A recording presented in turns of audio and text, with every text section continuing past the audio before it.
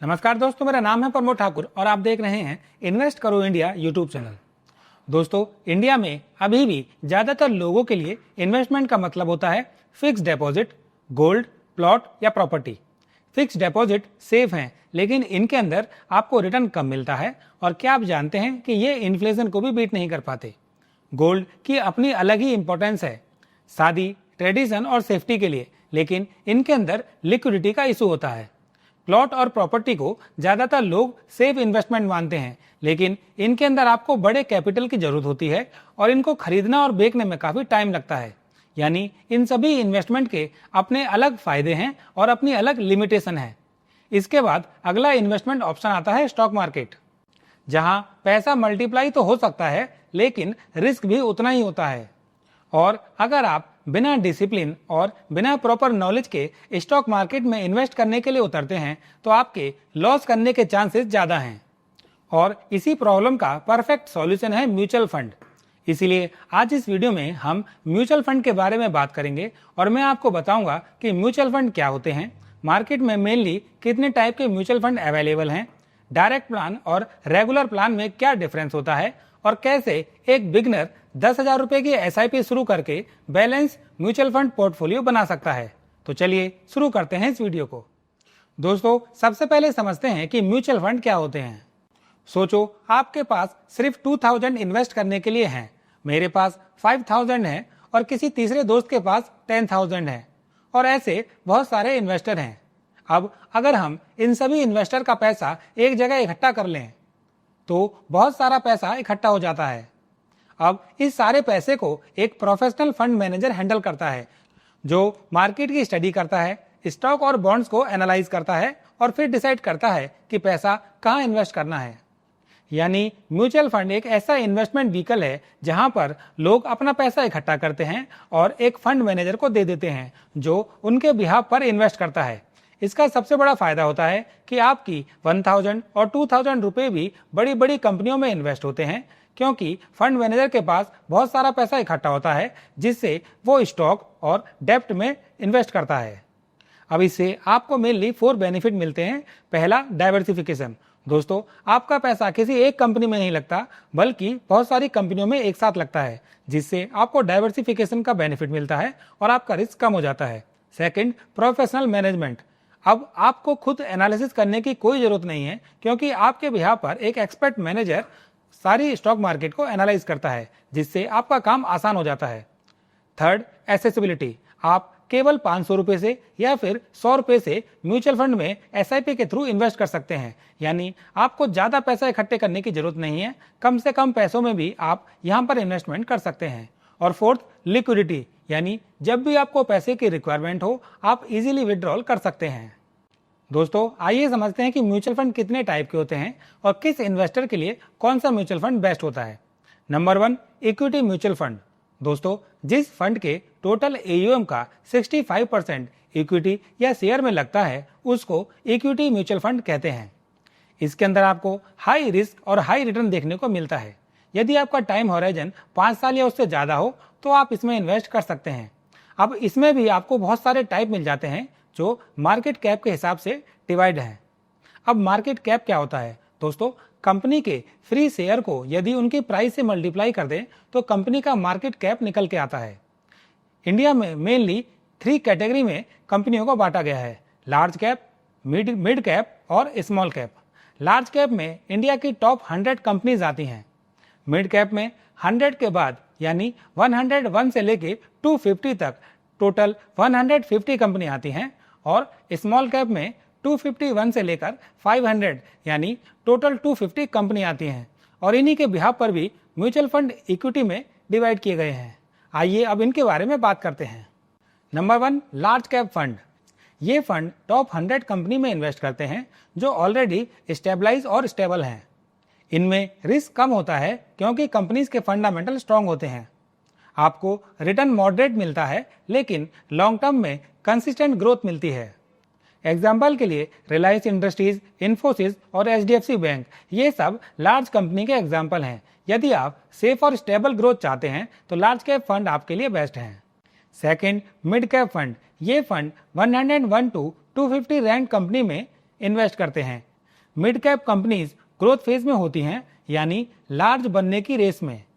इनके अंदर risk large cap से ज्यादा होता है, लेकिन रिटर्न पोटेंशियल भी ज्यादा होता है।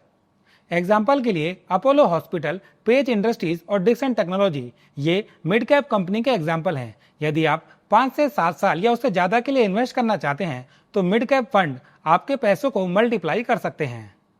Third, small cap fund. ये फंड 251 की बाद वाली कंपनीज में इन्वेस्ट करते हैं। इन कंपनीज में हाई ग्रोथ पोटेंशियल होता है, लेकिन रिस्क भी सबसे ज्यादा होता है। शॉर्ट टर्म में वॉलेटिलिटी काफी होती है, लेकिन लॉन्ग टर्म में ये मल्टी बैगर बन सकते हैं।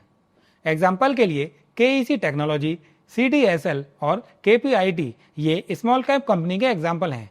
यदि आप हाई रिस्क ले सकते हैं और लॉन्ग टर्म के लिए अपने पोर्टफोलियो को होल्ड कर सकते हैं तो स्मॉल कैप फंड आपके लिए अच्छा ऑप्शन है।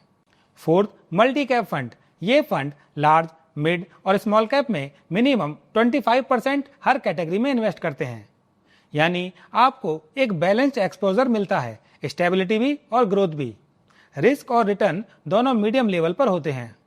एग्जाम्पल के लिए यदि आप मल्टी कैप में 100 रुपीज को इन्वेस्ट करते हो तो आपके 25 रुपीज लार्ज कैप में, 25 रुपीज मिड कैप में और 25 रुपीज स्मॉल कैप में जाएंगे। बाकी 25 रुपीज फंड मैनेजर अपनी फ्लेक्सिबिलिटी के हिसाब से इन्वेस्ट कर सकता है। यानी यदि आपको एक ही फंड के अंदर तीनों मार्केट कैप के फंड का मिला जुला रिजल्ट चाहिए तो आप मल्टी कैप फंड में इन्वेस्ट कर सकते हैं। Fifth, flexi cap fund. ये फंड मैनेजर को फुल फ्लेक्सिबिलिटी देता है कि वो पैसे को कहीं भी इन्वेस्ट कर सकता है, लार्ज, मिड या स्मॉल कैप। यानी एसेट एलोकेशन सिचुएशन के हिसाब से चेंज होती रहती है। रिस्क रिटर्न दोनों डायनामिक होते हैं। एग्जाम्पल के लिए यदि फंड मैनेजर को लगता है कि लार्ज कंपनी ज्यादा अच्छा कर रही है तो वो पैसों को लार्ज कैप कंपनी में लगा देता है। यदि उसे लगता है कि स्मॉल कैप कंपनी ज्यादा अच्छा कर रही है तो वो स्मॉल कैप में लगा देता है। यानी उसको फुल फ्लेक्सिबिलिटी होती है। यानी अगर मैं इक्विटी म्यूचुअल फंड को समराइज करूं तो large cap safety plus stability, mid cap growth plus risk का balance, small cap high risk high reward, multi cap each category का फिक्स्ड कॉम्बो और flexi cap flexible strategy fund manager की choice. Equity fund के बाद आते हैं डेब्ट mutual fund. ये फंड्स बॉन्ड्स, गवर्नमेंट सिक्योरिटी और फिक्स इनकम इंस्ट्रूमेंट में इन्वेस्ट करते हैं। इनके अंदर रिस्क कम होता है, लेकिन रिटर्न भी मॉडरेट होता है। शॉर्ट टर्म गोल्स या स्टेबल इनकम के लिए ये सूटेबल होते हैं। एग्जाम्पल के लिए अगर आपको 2 से 3 साल बाद अपने बच्चों की पढ़ाई या फिर अपने वोकेशन के लिए पैसा चाहिए तो फिक्स डिपॉजिट से अच्छा है कि आप उसको short term duration mutual fund में इन्वेस्ट करें। Third, hybrid mutual fund. ये एक मिक्स होता है इक्विटी प्लस डेट का। रिस्क भी बैलेंस होता है और रिटर्न भी मॉडरेट से हाई हो सकता है। बिगनर्स के लिए एकदम बेस्ट ऑप्शन, क्योंकि दोनों वर्ल्ड का बेनिफिट मिलता है। हाइब्रिड फंड में 60% पैसा स्टॉक्स में लगता है और 40% पैसा डेट में लगता है। जब मार्केट अच्छा करता है तो आपका फंड ग्रो होता है, लेकिन यदि मार्केट खराब करे और गिरे तो डेट पोर्शन आपके फंड को संभाल लेता है। इसके बाद आते हैं इंडेक्स फंड और ETF। ये फंड किसी इंडेक्स को फॉलो करते हैं, जैसे निफ्टी 50 या सेंसेक्स। यानी फंड मैनेजर स्टॉक सेलेक्ट नहीं करता, बस जो इंडेक्स में कंपनी है वही पोर्टफोलियो में होती हैं। एक्सपेंस रेशो सबसे कम होता है और लॉन्ग टर्म में ये एक पावरफुल वेल्थ बिल्डिंग टूल है। एग्जाम्पल के लिए यदि आपने निफ्टी 50 के इंडेक्स फंड में इन्वेस्ट किया तो आपका पैसा ऑटोमेटिकली निफ्टी 50 की 50 कंपनियों में लग जाता है, यानी एकदम सिंपल और ट्रांसपेरेंट। इसके बाद एक स्पेशल कैटेगरी और होती है जिसे कहते हैं ELSS फंड, यानी इक्विटी लिंक्ड सेविंग स्कीम। ये इक्विटी म्यूचुअल फंड ही होते हैं जो आपको इनकम टैक्स के सेक्शन 80C के अंडर 1.5 लाख तक का टैक्स बेनिफिट देते हैं, लेकिन इनके अंदर लॉक इन पीरियड होता है 3 साल का, जो सारे टैक्स सेविंग ऑप्शन में सबसे कम है। यानी आपको डबल बेनिफिट मिलता है, tax saving plus long term equity return. यदि आप बिगनर हैं और टैक्स सेविंग करना चाहते हैं तो ELSS फंड आपके लिए बेस्ट ऑप्शन है। दोस्तों, यदि ये वीडियो आपको इन्फॉर्मेटिव लग रही है तो प्लीज इस वीडियो को लाइक कर दें और चैनल को सब्सक्राइब करना ना भूलें। और हाँ, आपको कोई भी कंफ्यूजन हो तो आप कमेंट में लिखकर मेरे से पूछ सकते हैं। अब दोस्तों, जो एक कॉमन सवाल जो ज्यादातर लोगों के दिमाग में आता है कि जब हम डायरेक्ट स्टॉक में इन्वेस्ट कर सकते हैं तो म्यूचुअल फंड की क्या जरूरत है, तो इसका जवाब सिंपल है।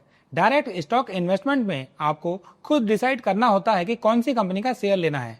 आपको उस कंपनी के बैलेंस शीट, क्वार्टरली रिजल्ट और इंडस्ट्री ट्रेंड सब एनालाइज करने होते हैं। मार्केट के ऊपर नीचे के स्विंग को समझना पड़ता है और सबसे बड़ी बात, यदि गलत स्टॉक सेलेक्ट कर लिया तो बड़ा लॉस हो सकता है। लेकिन म्यूचुअल फंड में आपको ये सब खुद नहीं करना पड़ता।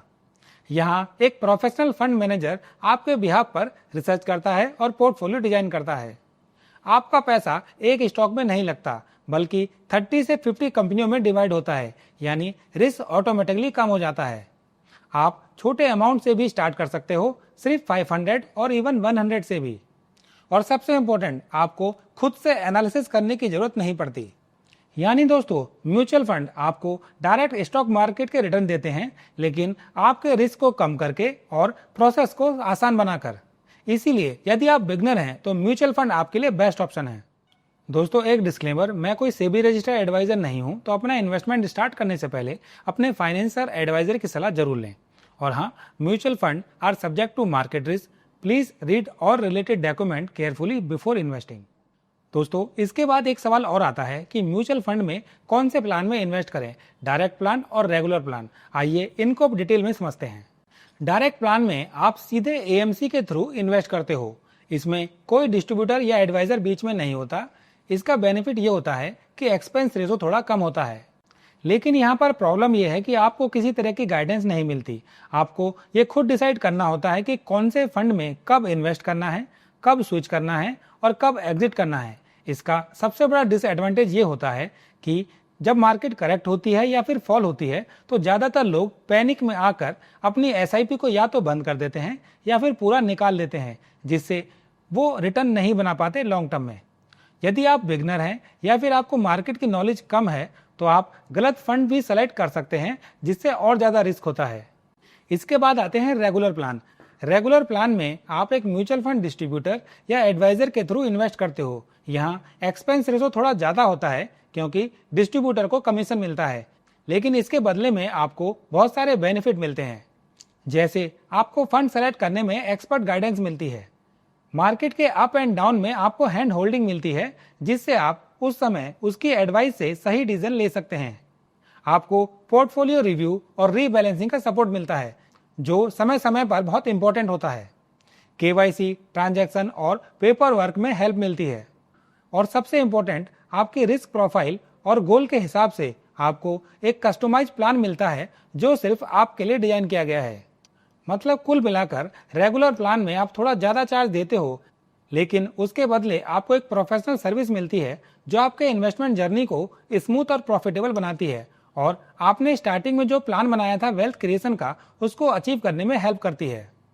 यानी दोस्तों, कुल मिलाकर यदि आप एक एक्सपीरियंस इन्वेस्टर हो जिसके पास रिसर्च करने की नॉलेज और टाइम दोनों है, तो आपके लिए डायरेक्ट प्लान बेहतर है। वहीं यदि आप एक बिगनर हो जिसको एक्सपर्ट एडवाइस चाहिए, लॉन्ग टर्म सपोर्ट चाहिए, तो रेगुलर प्लान आपके लिए बेटर है। क्योंकि दोस्तों, इन्वेस्टमेंट करते समय केवल 0.5 एक्सपेंस रेशो देखकर डिसीजन लेना सही नहीं है, बल्कि सही फंड सिलेक्शन, टाइमली एडवाइस और डिसिप्लिन ज्यादा इंपॉर्टेंट होते हैं, और ये सब आपको रेगुलर प्लान में मिल जाते हैं। तो दोस्तों, अब आपको क्लियर हो गया कि म्यूचुअल फंड क्या होते हैं, कितने टाइप के होते हैं, डायरेक्ट और रेगुलर प्लान में क्या डिफरेंस होता है, और स्टॉक सिलेक्शन से म्यूचुअल फंड इन्वेस्टमेंट क्यों बेटर होता है। आइए अब बात करते हैं कि कैसे एक बिगिनर 10,000 रुपए की एसआईपी से एक balanced mutual fund portfolio create कर सकता है। लेकिन एक बात का ध्यान रखना, ये कोई एडवाइस नहीं है। अपना इन्वेस्टमेंट स्टार्ट करने से पहले अपने एडवाइजर की सलाह जरूर लें। दोस्तों, मान लेते हैं कि आपको 10,000 रुपए की एसआईपी करनी है, तो उसमें से 50% हम फ्लेक्सी कैप फंड में डालेंगे, क्योंकि यहाँ पर फंड मैनेजर के पास फ्लेक्सिबिलिटी होती है लार्ज, स्मॉल और मिड कैप में इन्वेस्ट करने की। सेकंड, ये पोर्टफोलियो की कोर होल्डिंग होती है, जिससे आपको स्टेबिलिटी और ग्रोथ मिलती है। इसमें आपको रिस्क मॉडरेट मिलेगा और टाइम होराइजन है 5 से 10 साल के लिए। उसमें से 3,000 रुपए यानी 30% हम मिड कैप फंड में डालेंगे, क्योंकि mid cap company growth phase में होती हैं, रिटर्न पोटेंशियली हाई होता है। यहाँ पर आपको रिस्क फ्लेक्सी कैप से ज्यादा मिलता है, लेकिन रिवॉर्ड भी स्ट्रांग होता है। ये पोर्टफोलियो का ग्रोथ बूस्टर होगा, लेकिन यहाँ पर आपको जो टाइम होराइजन है वो 7 से 10 साल या उससे ज्यादा लेकर चलना पड़ेगा। और इसका 20% हम स्मॉल कैप फंड में डालेंगे, यानी 2,000 रुपए स्मॉल कैप फंड में, क्योंकि स्मॉल कैप सबसे रिस्की होते हैं, लेकिन लॉन्ग टर्म में ये आपको मल्टी बैगर रिटर्न दे सकते हैं। ये पोर्टफोलियो का high risk high return engine होगा। यहाँ पर जो हमने टाइम हॉरिजन पकड़ा है वो 10 to 12 ईयर या उससे ज़्यादा के लिए पकड़ा है।